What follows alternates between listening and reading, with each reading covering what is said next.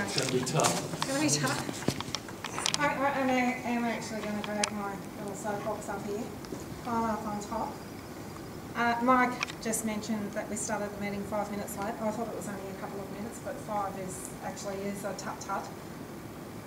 This whole experience that we have as Toastmasters is to improve your confidence, improve your public speaking. But it's also about leadership training. And leadership training, what we're doing here is running a meeting. So most of you work in offices, you have to organise meetings or be party to meetings, and it's how to do it well. I have had bosses, managers, GMs that have been so busy. I walk with them down, go through the lift, walk with them to their next meeting to have that 5 minutes with them. And you've got to know in your head what you're going to talk about. You've got 5 minutes, that's it. You've got a meeting, it starts on time and it finishes on time. We're a lunchtime club, 1 hour, 15 minutes, that's it. The other thing I noticed with the meeting today, and this is outside of what I'm talking about, the chairman role, we have the agenda and it's got many roles on it. We can do 2 or 3 speeches at best in this club with the amount of time that we've got. And there's many roles apart from that. So we have the chair, the Toastmaster, the evaluators, the timers, there's lots and lots of different roles. But if you look at this, there's a lot of blanks on this as well. So who here does not have their competent leadership yet? Put your hand up if you don't have competent leadership. Keep your hand up if you don't have your manual with you today. You don't have one yet? Oh, you're sorted. Okay, so everyone that got roped into a role at the last minute, I hope will go to one of the offices and get that signed off. But this agenda should come to the meeting pretty much full. And it should be just those last minute things like Sonia, who said, I'm really full on at work, I just can't make it, sorry, but I have to be an apology today. But this agenda should come out full.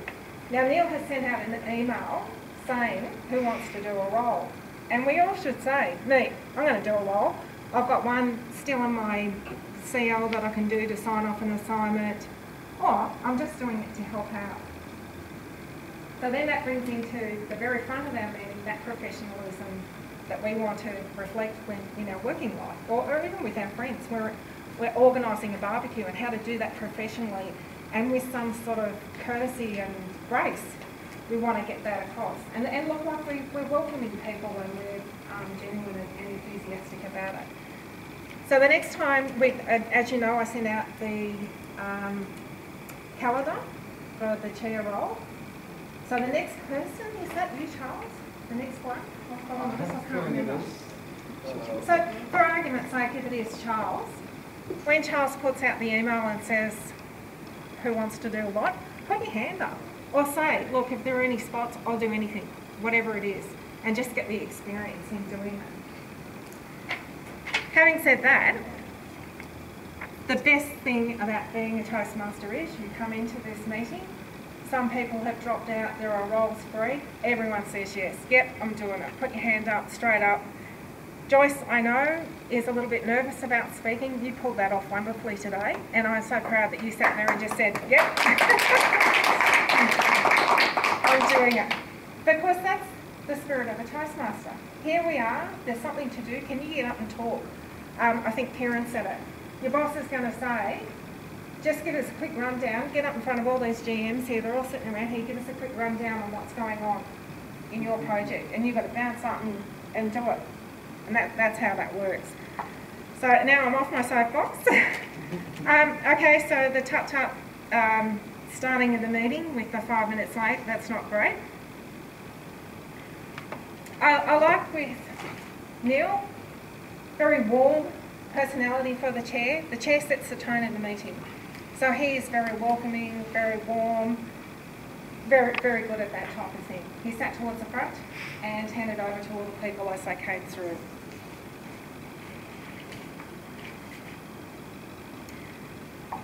Karen volunteered as the Toastmaster. Did you get much notice for that, Karen? You did. Okay, all right. Karen's got a beautiful presentation. I always admire people who can speak very slowly. and have that good tone and pace of voice. And Kieran has that. It's really lovely to watch him. Kieran did tend to stand up the front and hold his hands in front of him. I did notice towards the end of the Toastmaster role, he was allowing himself to relax and let his hands loose a little bit. But it is something that when we do these things or stand on one leg or tap, it distracts from what we're delivering, what we're saying, and the audience tends to focus on that. So the focus of the audience should be on the person delivering the speech. But again, Kieran is very warm. He talked about beautiful impromptu parts in his speaking about the previous week's speech. So very comfortable and relaxed with that. It was very nice to witness that.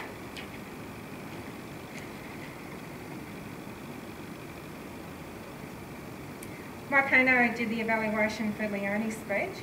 He did a very good summary of the speech objectives because it wasn't as simple as our competent communicator where there's a list of objectives to read out. So he was able to summarise and put it into context for us.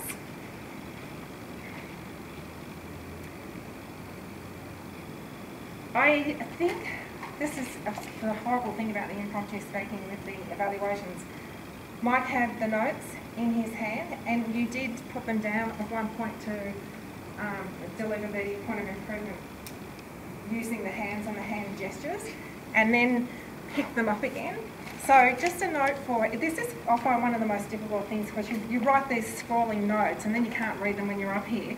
But to use a lectern and try and walk away from it and to have your hands free for whatever gestures you might want to use.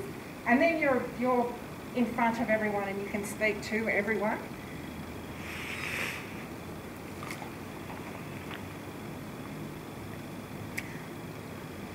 Mark Cantrell evaluated France's speech.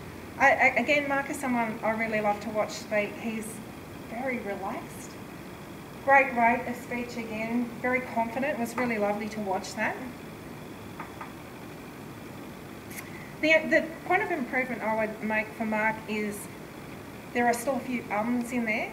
It's just at that pause and then when thinking of what the next point he is going to make. And he spoke to the audience as well, which was really nice. Our table topics master Joyce, as I said, just did it. I think Joyce has a beautiful speaking voice as well. She has a very nice rate of speech. It's slow, and she does actually come across very confident at the front. The point of improvement I'd make for Joyce is this speaking area, we host this area. We never just wander off and leave it. We don't leave it for a whole lot of space of time. It should always be a handover from one person to the next. Oh, yeah. But beautiful, good impromptu speaking as well, and then handing back to the chair. I feel like I've got the red, and it's like I'm evaluating 100 people today. The table topics evaluation for the odds was Charles. You were the odds, wasn't it? Nice introduction, very spontaneous.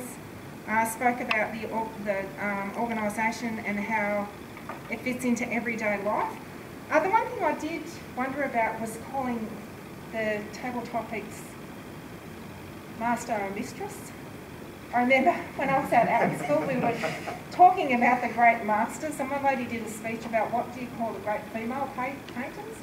So you couldn't really call them the great mistresses, the great, yeah.